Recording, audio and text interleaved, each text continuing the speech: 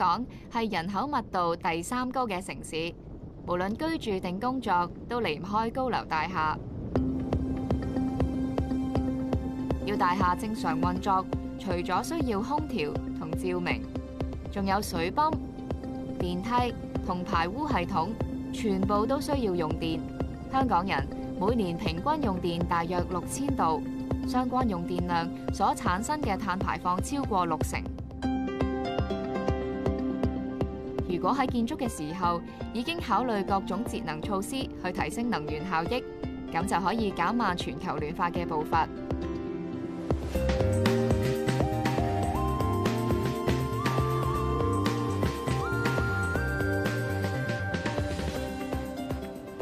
綠色建築係指對環境影響減到最低嘅建築，由規劃設計、建造物料、室內裝置等等嘅細節去提高建築物嘅能源效益，減低耗電量，用多啲可再生能源，目的都係希望可以減少二氧化碳嘅排放，減慢全球暖化。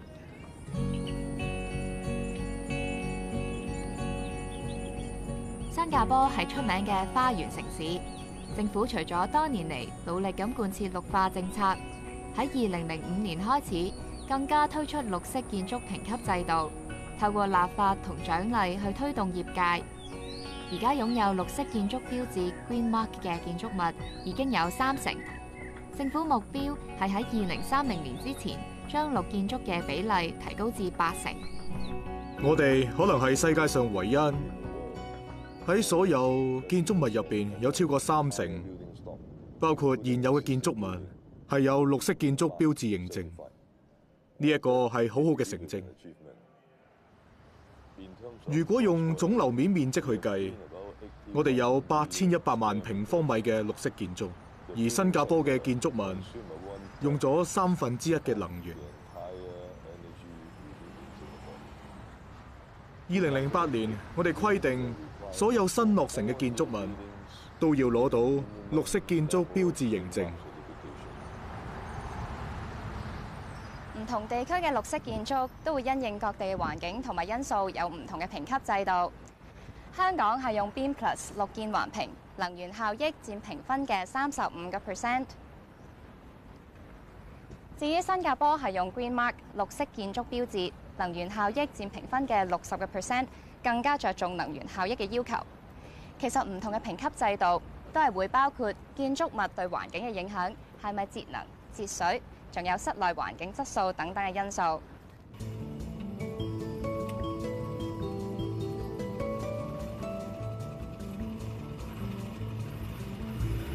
呢一棟位於新加坡建設專科學院嘅綠色建築，係東南亞首座改建而成嘅00號建築，前身係教學大樓。要做到唔依賴化石燃料所產生嘅能源，建築物就要採用可再生能源去應付日常運作，同時配合環保設計去節能。博士啊，我想問呢一棟00號嘅建築咧，有啲咩綠色建築嘅特色啊？這棟樓裡採用了大量的綠色建築的設計，比如說我們現在能夠看到的是一個遮陽板，它有上下2層。那麼上面一層的遮陽板呢，它起到的作用其實是反射自然採光到室內，那麼可以減少室內的照明需求。那麼下一層的遮陽板呢，它更多的作用是把太陽光隔離開，的熱能不會進入室內。那麼因此呢，我們的空調的需求也可以被降低。前面彎嗰啲係乜嘢嚟㗎？在這個遮陽板上方呢，是一個太陽能薄膜墊板，它可以產生電能。我想象中嘅00號建築咧，一定會好暗同好熱，但入到嚟咧，竟然好光猛同埋好涼爽喎。等我問下高博士，佢究竟係咪開咗冷氣先？我們在的這個房間用的是被動式通風系統，這是一種新型的空調制冷系統。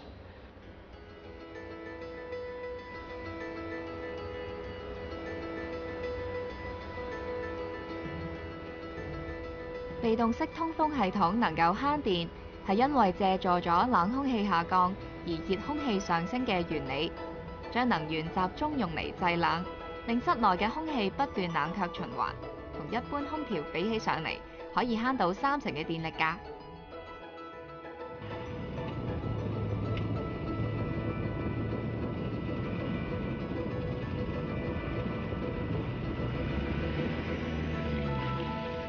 新加坡一年四季都係咁熱，空調佔咗建築物嘅用電量一半，所以想慳電就要由空調入手。而呢一座設計咁獨特嘅建築物，就係因為用咗被動式空調，而每年慳到港幣500幾萬電費。今日嚟到南洋理工大學呢一座好有名嘅綠色建築創意之室，好多人都話佢嘅外觀好似一個個點心蒸籠咁，但係我自己睇咧，佢就似宮崎駿動畫入邊嘅建築物啦。啲風從四方八面嚟，係咪？中間有涼風入，冷空氣一路向下降，成棟樓咧都咁涼。呢度咧，所有嘅課室全部都係用被動式空調嘅。喺新加坡，我哋咧係第一棟完全採用被動式空調，我認為效果好好，全靠佢慳到30%嘅電，我哋每年慳到100萬。教授啊，呢棟大學嘅設計好特別啊，其實係源自乜嘢主義㗎？首要考慮係可持續性。設計師諗咗個好好嘅主意，將層樓設計到上面大，下面細。上面為下面遮太陽，既簡單但係又聰明嘅設計。你見到大樓冇主要嘅出入口，完全係四通八達嘅，咁啲風咧就會好自然咁從四方八面吹入嚟。相比其他嗰啲傳統設計咧，就會涼爽好多啦。個外牆咧都設計得好獨特喎，其實係咪都係綠色建築嘅一種啊？係啊，你可以見到。建築物外牆都係天然嘅石屎，冇額外嘅裝修，冇鋪到其他嘅瓷磚嘅，咁就會減少維修保養，又慳到錢。你仲可以見到啲獨特又有趣嘅設計添，話唔定可以刺激到啲學生諗到多啲新發明嘅。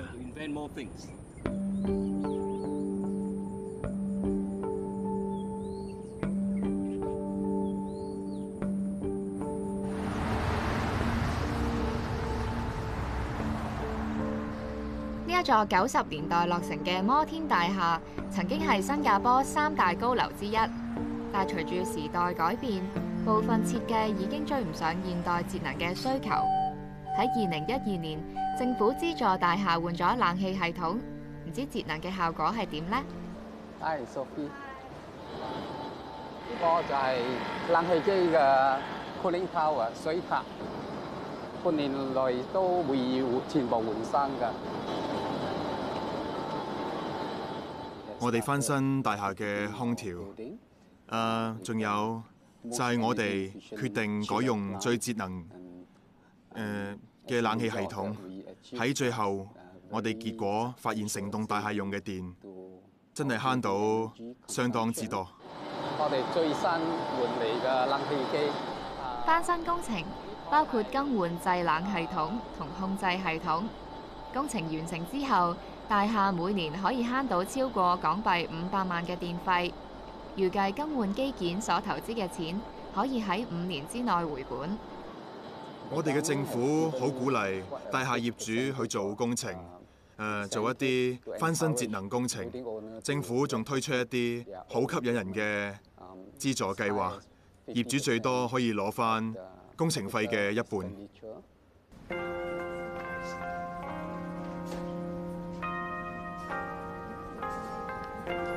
寫字樓嘅電費好多時都係按單位面積比例計算，即係無論租戶用電多定少，佢哋俾嘅電費都係一樣。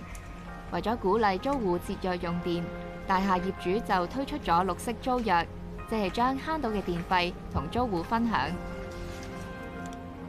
其實我哋都會獎勵我哋嘅租客，如果佢哋今季用嘅電量比起上一季用少咗2%，咁我哋就會回贈返1%嘅電費俾租客。我哋嘅租客都好支持呢個做法，反應非常之好。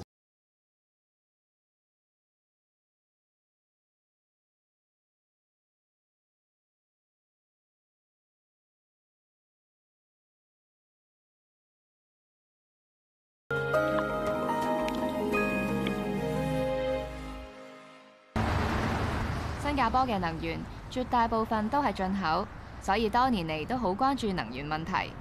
政府早喺70年代尾已經規定大廈外牆要隔熱性能良好，因為希望減少冷氣嘅用電。呢一座建築物嘅外圍做咗綠化，雙層玻璃外牆嘅設計全部都係幫大廈降溫。雙層外牆係一個創新嘅設計，外面幅牆係玻璃，無框嘅玻璃就喺外圍，裏面幅牆就係雙層玻璃。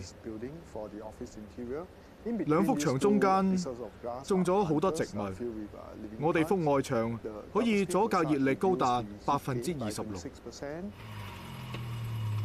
大廈外圍嘅綠化比率超過一半，而天台就有一個可以俾公眾人士享用嘅空中花園。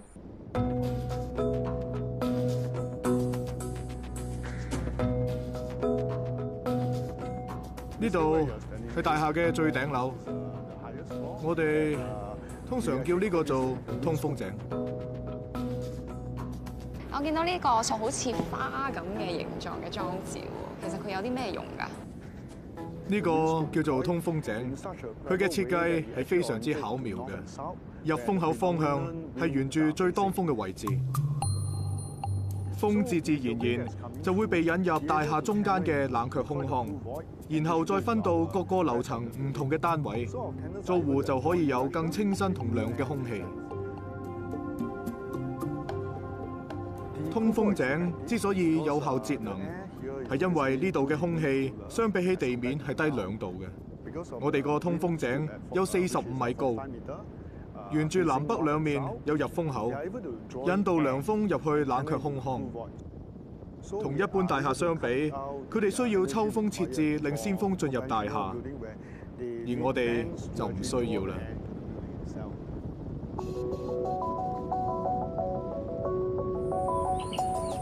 天台花園喺新加坡嘅綠色建築相當普遍，可以為樓宇同城市降溫。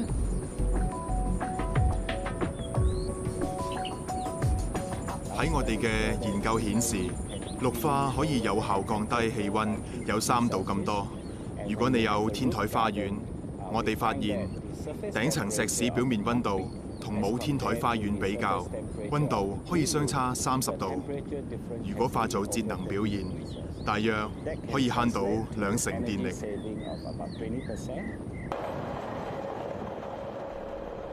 節能係綠色建築嘅必備條件，但係對於建築師嚟講，設計仲要兼顧美觀同埋實用。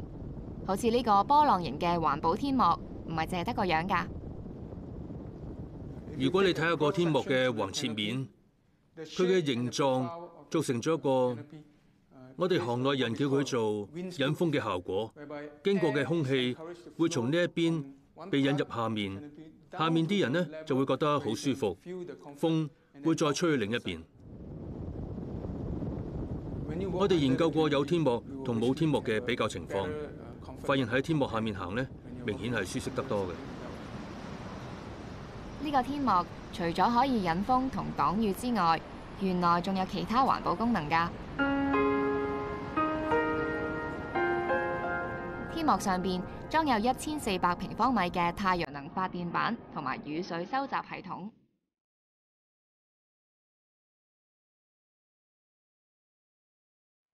為咗避免陽光直接照射，大廈東西兩面外牆做咗遮太陽嘅百葉，而南北兩面嘅外牆就用咗斜面玻璃，可以更有效咁反射陽光同熱力。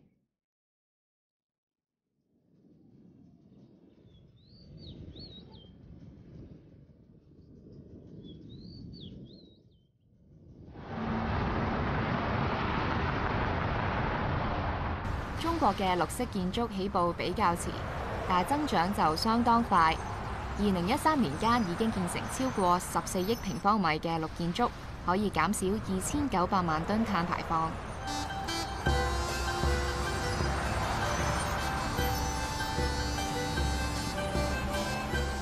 智能系統係綠色建築裏邊重要嘅一環。系統可以局部控制照明同冷暖氣嘅開關，放工嘅時候又會自動熄燈熄冷氣，咁就可以減低用電量啦。呢個智能辦公室表面睇嚟同一般寫字樓冇乜分別，但係留心啲睇，會發現天花同牆身都有唔同嘅感應器，而牆身係一個燈掣都冇㗎。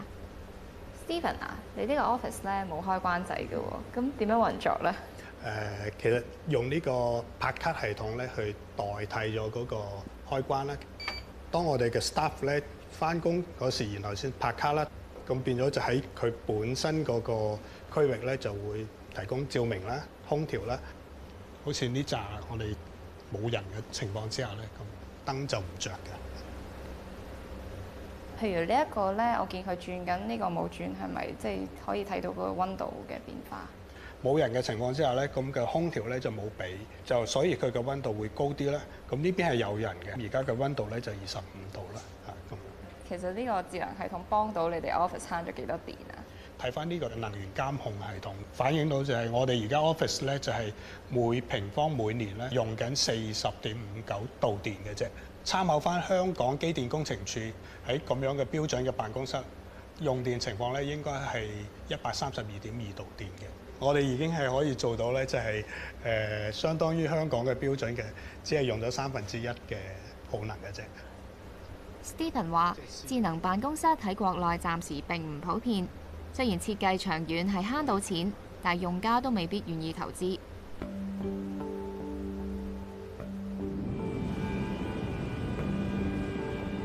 因為綠色建築啊，還是一個和社會發展、經濟水平相關的。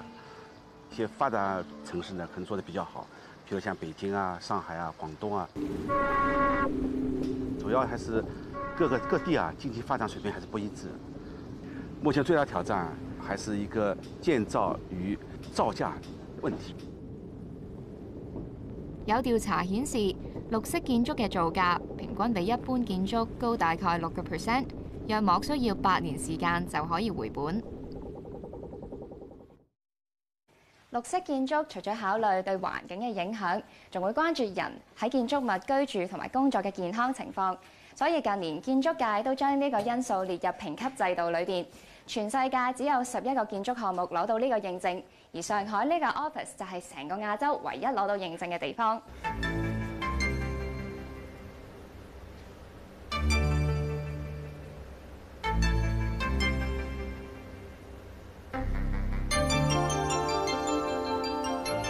呢個辦公室所用嘅電力全部都係由太陽能發電供應，而洗手間用嘅水亦都係由雨水收集系統提供嘅。佢除咗水同電都可以做到自給自足，室內嘅裝修、家私、燈光，甚至係空氣質素，全部都以改善員工健康為目標。James， 這個辦公室有什麼對員工健康好的建築元素呢？外面的環境呢，有的時候空氣質量非常的糟糕。那我們的辦公室的比較顯著特徵呢，就可以有效地把污染物控制在比較合理的範圍。這個就是我們一個測 PM2.5一個機器，測一下外面的 PM2.5的數據。為咗比較室內同街外嘅空氣質素，我哋就測試空氣中嘅懸浮粒子數量，發現辦公室裏邊 PM2.5數字係32.73，屬於優質。外面現在的 PM2.5數據是142.53，對，3到4倍哦。3到4倍，對，好厲害！你們是怎麼控制空氣的質量呢？我們辦公室呢，裡面呢有一個內部循環系統，叫做離子過濾器。空氣在通過它的時候呢，它產生一種帶電的離子。那麼通過這些新風管、出風管呢，能把這些離子均勻地分佈在辦公室的每一個角落。為咗令室內空氣更好，公司仲刻意選購唔會釋放有害物質嘅綠色家私。打印機通常產生的污染物包括臭氧，所以我們給打印機單獨的打造了一個排風系統，把打印機產生的臭氧排到辦公室外面去。從這裡管道呢走，想把臭氧排到辦公室外面。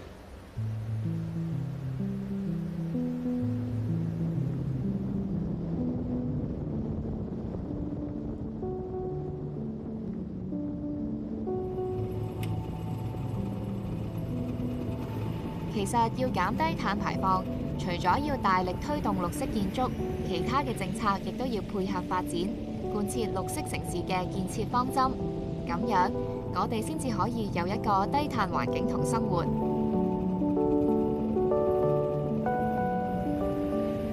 新嘅建築物應該喺設計上做到節能，以減碳甚至零碳排放作為目標。但其實舊嘅建築物都一樣可以提升能源效益㗎。下一集我會去到英國倫敦，睇下佢哋點樣翻新舊建築，向低碳城市嘅目標進發。